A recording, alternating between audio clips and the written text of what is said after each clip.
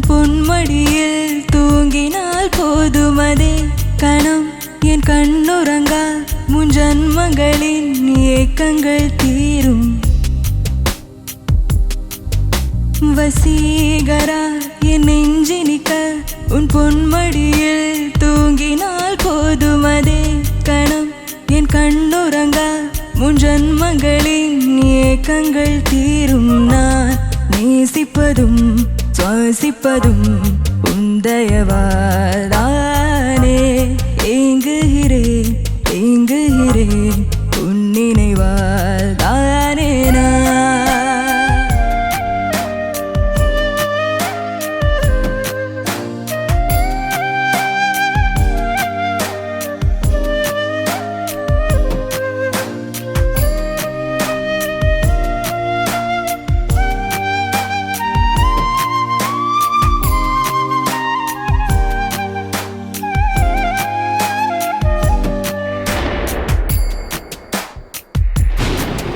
அடிமழை வரும் அதில் நனைவோமே குளிர் காய்ச்சலோடு ஸ்நேகம் ஒரு போர்வைக்குள் இரு தூக்கம். குழு குழு பொய்கள் சொல்லி என்னை வெல்வான் அது தெரிந்து கூட அன்பு மனம் அதையேதான் எதிர்பார்க்கும்.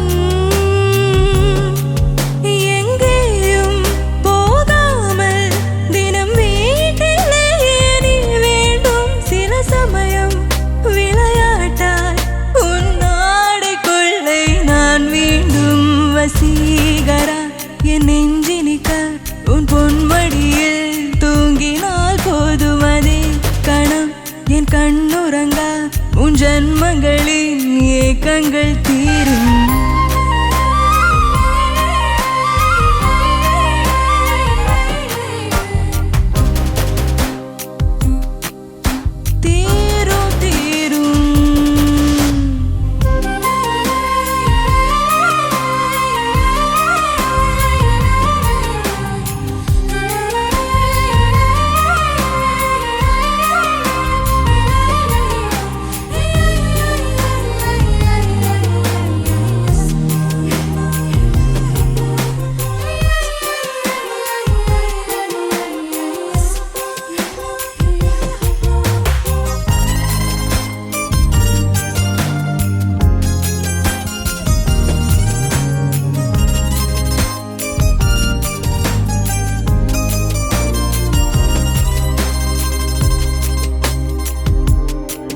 தினமும் நீ குளித்ததும் என்னை தேடி என் சேலை நுனியாலும் தன் தலை துடைப்பாயே அது கவிதை.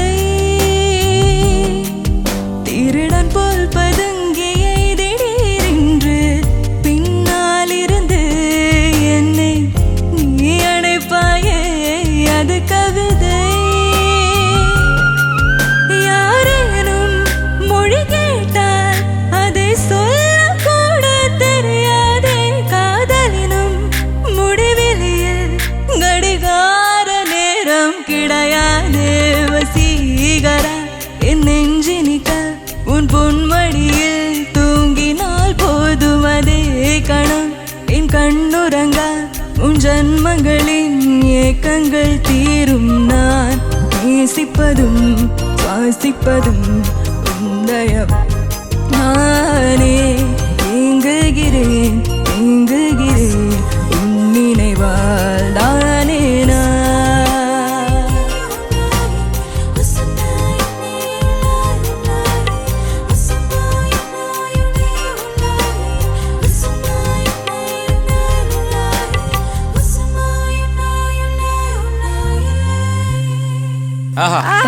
क्या बात है.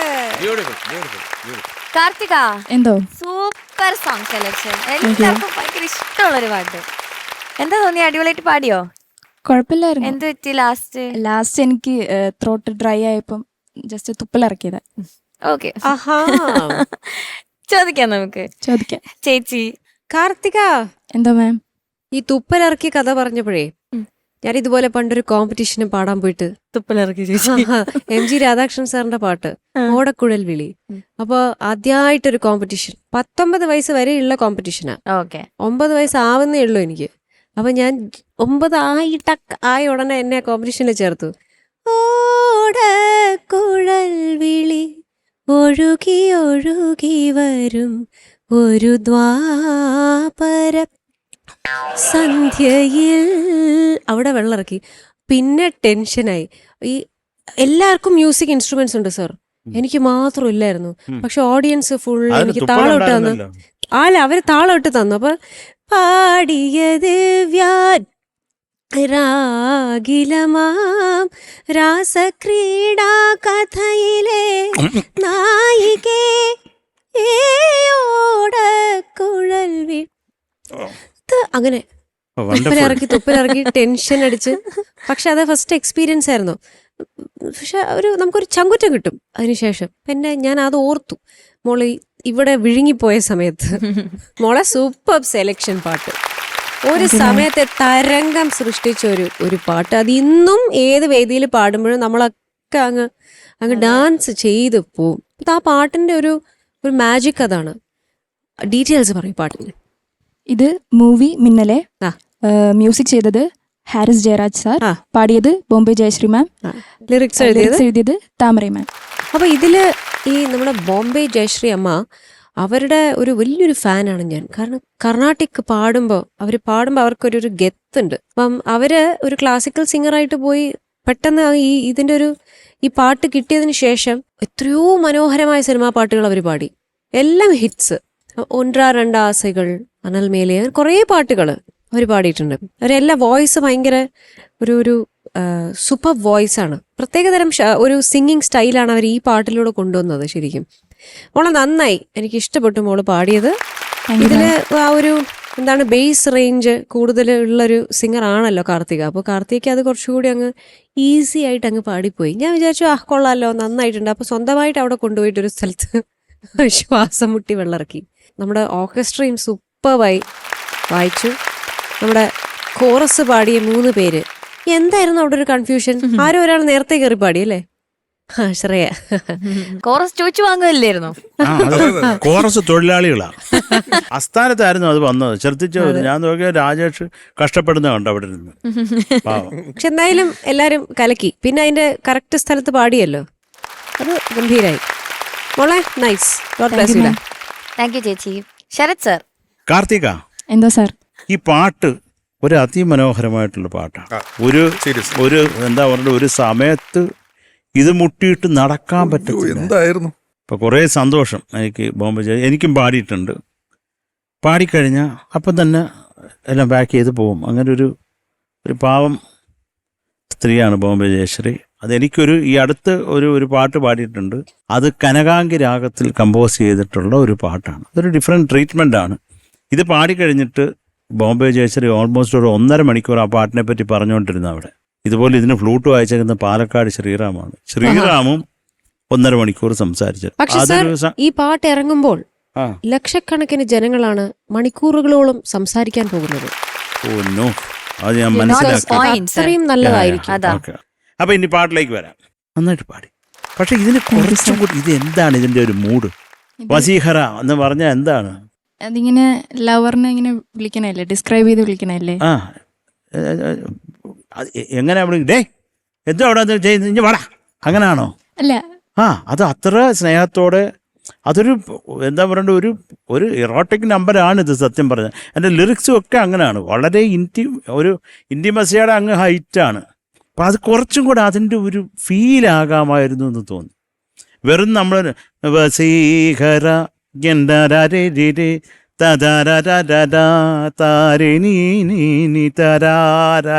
അങ്ങനെ പാടിയോണ്ട് ഈ പാട്ടാവോ? വിചാരിക്കുന്ന ആള് വരുവോ? ഇല്ല സാർ, വരത്തില്ല. അത് മാത്രമല്ല, അവൻ വേറെ ആരുടെങ്കിലും കൂടെ പോവുകയും ചെയ്യും. അവനതൊരു ചാൻസ് ആവും. അപ്പം ഞാൻ പറഞ്ഞ അങ്ങനെ ഓവറാക്കാനല്ല, അതല്ല വേണ്ട. അതിനൊരു ഒരു ലെവലുണ്ട്. അതിന് ഇത്തിരി കൂടിപ്പോയാലും അത് വൃത്തികേടാവും. അത് താഴെ പോയാലും അതിന് നമുക്കൊട്ട് കിട്ടത്തുമില്ല. ഇതിൻ്റെ ഇടയ്ക്ക് ഒരു ഏരിയ പിടിച്ചിട്ട് അത് കൃത്യമായിട്ട് ചെയ്താൽ അതിൻ്റെ ഒരു കുമ്മാണ്. നമുക്കൊരു 2 ലൈൻ പാടിയാലോ?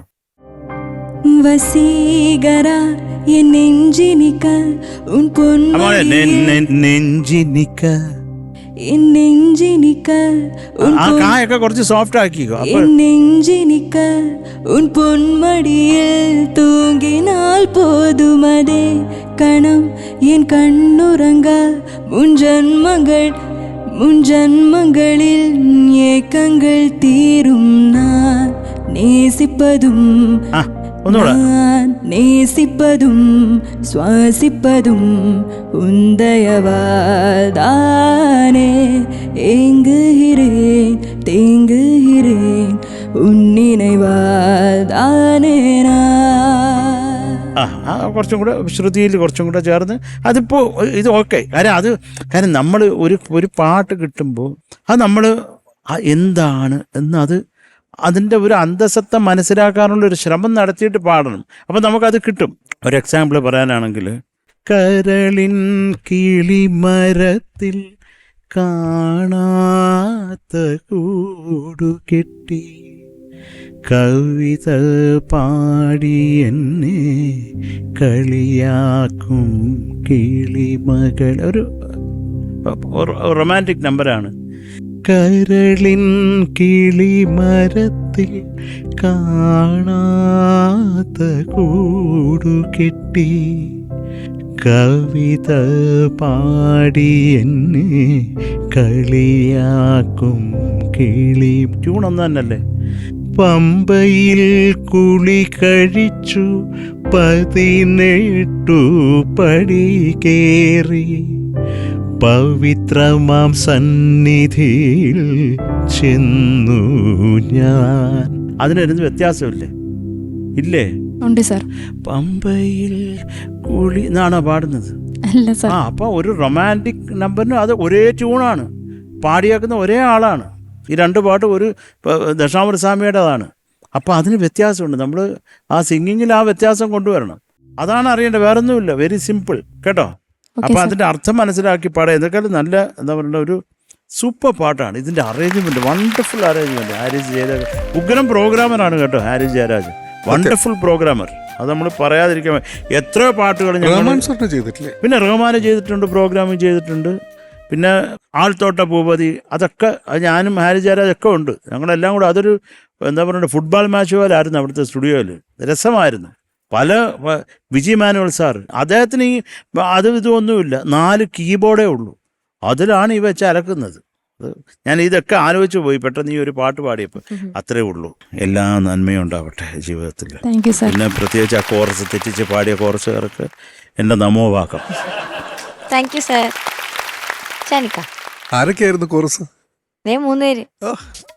ആരാ തെറ്റിച്ചത്? എല്ലാരും കോറസ് ചോദിച്ചു മേടിക്കുന്ന ആള്. കോറസ് ചോദിച്ചു മേടിച്ചിട്ട് തെറ്റിച്ചു. അതായത് മനഃപൂർവ്വം ആ സിംഗറിന്റെ ഡൈനാമിക്സ് കളയാ. കോമ്പറ്റീഷൻ ഒക്കെ ഓക്കെ, പക്ഷെ ഇങ്ങനെ ചെയ്യുന്നത് അത് അവളുടെ ബാലൻസ് പോയില്ല. പാവം. കാർത്തിക, എന്താ സാർ? ഇപ്പൊ ഏത് പാട്ട് എടുത്ത് നോക്കുമ്പോഴാണെങ്കിൽ അതിന്റെ ഒരു ബേസ്, ഒരു ഇമോഷൻ ഉണ്ട്. അത് ചിലപ്പം ലവ്, അല്ലെങ്കിൽ ഫിയർ, അല്ലെങ്കിൽ സാഡ്നെസ്, ഇൻറ്റിമസി, എറോട്ടിക് എന്നൊക്കെ പറഞ്ഞാൽ എല്ലാത്തിനും ഒരു ബേസ് ഫീലിംഗ് എന്ന് പറയുന്ന ഒരു സംഭവമുണ്ട്. ഇതെന്ന് പറയുന്നത് bit of erotic and more of intimacy എന്ന് പറയുന്ന ഒരു സംഭവമുണ്ട്. അപ്പം ആ ഒരു ഫീല് കാർത്തിക കുറച്ച് മിസ്സിങ് ആയതുപോലെ എനിക്ക് തോന്നി. ഇത് പാട്ട് പാടി പിന്നെ എക്സിക്യൂട്ട് ചെയ്തു, പക്ഷെ ആ ഒരു പാട്ടിൻ്റെ ഒരു ഉദ്ദേശം, അതായത് ഇവർ ഈ ഒരു പാട്ടുണ്ടാക്കിയതിൻ്റെ ഒരു ഉദ്ദേശം ഉണ്ടല്ലോ. അപ്പോൾ അതിന് ആ ഒരു ഇൻറ്റിമസിയുടെ ഒരു സംഭവമുണ്ട്, ഒരു ഫാക്ടറുണ്ട്. അതൊരു പൊടിക്ക് കുറഞ്ഞോന്ന് എനിക്കൊരു സംശയം. അത്ര ബാക്കി എല്ലാം കുഴപ്പമില്ല. ടെക്നിക്കലി നന്നായിട്ട് തന്നെ പാടിയിട്ടുണ്ട്. കോറസ് നന്നായിരുന്നു കേട്ടോ, നന്നായിട്ട് പാടി. കോറസ് നന്നായിട്ട് പാടി. Okay, that's it Karthika. Karthika എന്താ സാർ? നന്നായിട്ട് പാടി മോളെ. Thank you sir. കാരണം പാട്ട് കൃത്യമായിട്ട് പാടിയിരുന്നു. അവസാനത്തെ മാത്രമേ ഉള്ള തുപ്പല് പോയതും പിന്നെ ആ ലോവർ പോർഷൻ അങ്ങോട്ട് രജിസ്റ്റർ ചെയ്തില്ല അല്ലേ? ഏത് പോർഷനാണ് ഞാൻ ഉദ്ദേശിച്ചത് മനസ്സിലായോ? ഏതാണ്? ഞാൻ നേസിപ്പതും ശ്വാസിപ്പതും. അത് ശ്രുതി കൊടുത്തേ. ദാരിരരി ദാരിരരേ താരിരപാ. ആ ഒരു portion. ആ ഒരു പോർഷൻ നമുക്ക് ലാസ്റ്റ് വന്നപ്പോഴത്തേക്ക് രജിസ്റ്റർ ആയില്ല. ബാക്കിയൊക്കെ നന്നായിരുന്നു. പക്ഷെ ഇതിനകത്ത് ബേസിക് ആയിട്ട് മനസ്സിലാക്കേണ്ടത്, മോള് കുറച്ച് ആ പാട്ട് കേട്ടിട്ട് അതിനോട് സാമ്യത വരുത്താൻ പറ്റും. മോക്ക് അങ്ങനത്തെ ഒരു വോയിസ് ടെക്സ്ചറാണുള്ളത് അല്ലേ? അപ്പം അതിനകത്ത് ബോംബെ ജയശ്രീ പാടിയിരിക്കുന്നത് അന്ന് വ്യത്യസ്തമായിട്ടുള്ള ഒരു ആലാപന രീതിയും, ഷീസ് എ ക്ലാസിക്കൽ സിംഗർ. അപ്പം ആ ഒരു വോയിസാണ് ഈ പാട്ടിനെ കൂടുതൽ പോപ്പുലർ ആക്കിയത്. പാട്ട് ഓഫ് കോഴ്സ് ബ്യൂട്ടിഫുൾ സോങ് ആണ്. അദ്ദേഹം ഹാരിസ് ജയരാജ് എന്ന് പറയുന്ന എൻ്റെ വളരെ അടുത്ത സുഹൃത്താണ്. എന്തായാലും മോൾ ആ ഒരു ടെക്സ്ചർ പിടിച്ചൊന്ന് പാടിയിരുന്നത് നന്നായിരുന്നു. അങ്ങനെ പാടാൻ പറ്റുമോ? അവർ കൊടുത്തിരിക്കുന്ന അതേ ഫീൽ, അതാണ് ആ പാട്ടിൻ്റെ ഒരു വിജയം. പറ്റുമോ? ഇല്ലല്ലോ. നോക്കാം സാർ. ഒരു വരി പാടി നോക്കി. അടിമഴை വരും അതിൽ നനയുമേ. അവിടൊക്കെ ഒരു വേറൊരു ടോണാണ് വരുന്നത്. അടിമഴை വരും അതിൽ നനയുമേ. കുളിർ കാഴ്ചലോട് സ്നേഹം ഒരു പോർവൈക്കുൾ ഇരുത്തൂക്കം. അതെന്തായാലും മോക്കത് അങ്ങോട്ട് മാക്സിമം ഇത്രയാണ് കിട്ടുന്നില്ല. പക്ഷെ അതും കൂടെ വന്നിരുന്നേ നന്നായിരുന്നേനെ. പാട്ട് ആസ് ഇറ്റ് ഈസ് ടോട്ടൽ നന്നായിട്ട് പാടി, നല്ല രസമായിട്ട് പാടി. ഞാൻ ജയരാജിന് വേണ്ടിയിട്ട്, ഹാരിസ് ജയരാജിന് വേണ്ടിയിട്ട് ഒരുപാട് ട്രാക്ക് പാടിയിട്ടുണ്ട്. കാരണം ഔസേപ്പച്ചൻ ചേട്ടനാണ് എന്നെ പരിചയപ്പെടുത്തിയത് അദ്ദേഹത്തിന്. അങ്ങനെ കുറേ ട്രാക്ക് പാടി. അല്ലാതെ ഒരു സിനിമയിലും പാടിയിട്ടുണ്ട്. നിങ്ങൾ കേട്ടിട്ടുണ്ടോ? കേട്ടിട്ടില്ല. ഇവിടെ ആരും കേട്ടിട്ടില്ല. ഇത് തന്നെ മതി. അനുവേ,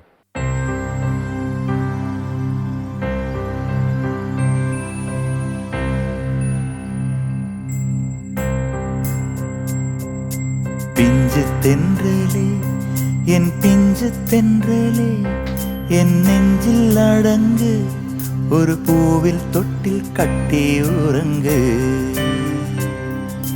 பிஞ்சு தென்றலே என் பிஞ்சு தென்றலே என் நெஞ்சில் அடங்கு ஒரு பூவில் தொட்டில் கட்டி உறங்கு.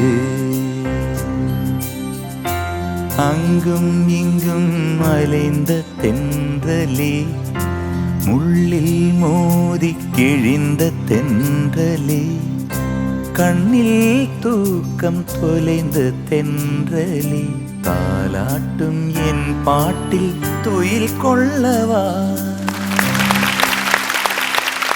பிஞ்சு தென்றலே என் பிஞ்சு தென்றலே என் நெஞ்சில் அடங்கு ഒരു പൂവിൽ തൊട്ടിൽ കട്ടി ഉറങ്ങ്.